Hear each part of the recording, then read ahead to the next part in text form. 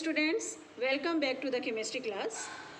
Now our today's chemistry class topic is order of reaction.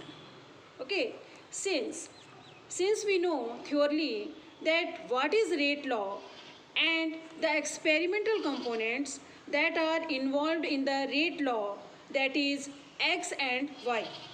So related to this thing, the order of reaction is also a very important thing that we should know. And what is the order of reaction? Let us see the definition.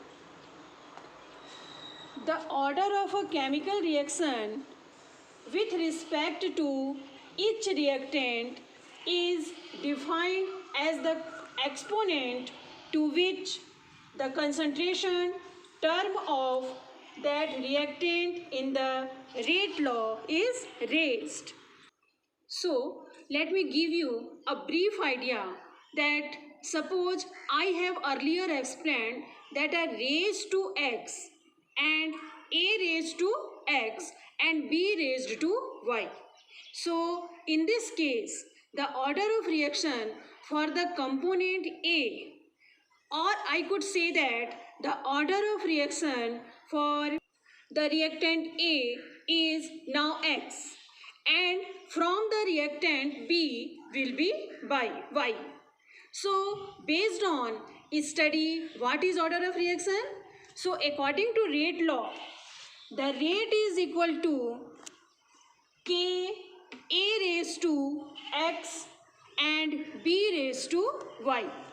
So the order of the concentration of the reactant A is Y and the order of concentration of B is Y. So the overall order of reaction will be 1. So the overall order of reaction will be the sum of the exponents, that is experimental exponents to which the concentration term in rate law is raised. Okay, rate law is raised. So in this case, A raised to X and B raised to Y.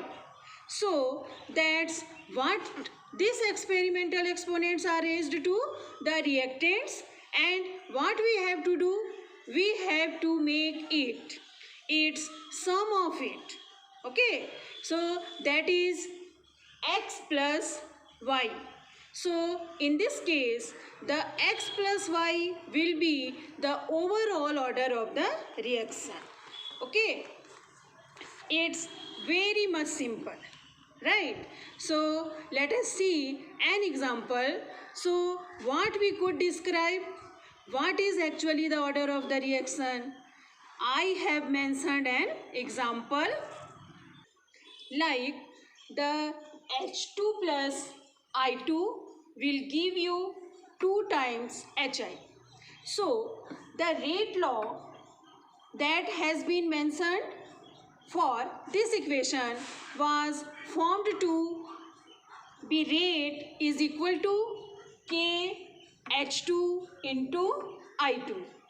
In this case, as you can see, they should have been a presence of H2 raised to X, which is already there, but in this case, this X is 1, which means the concentration of H2 is first order, while that of the I2,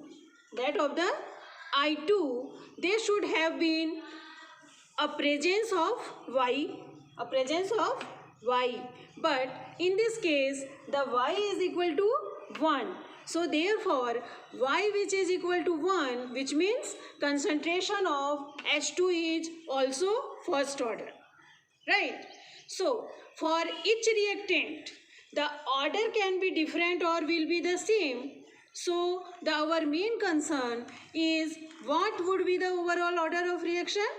So for that instance, suppose if I would say the overall order of reaction will be X plus y.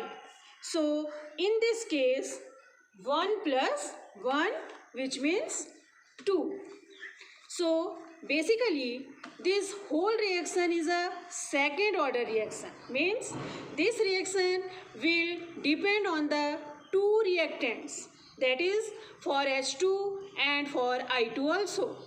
Suppose if this reaction would have been a first order reaction, then the whole reaction would have been dependent on only on one reactant and not on the other.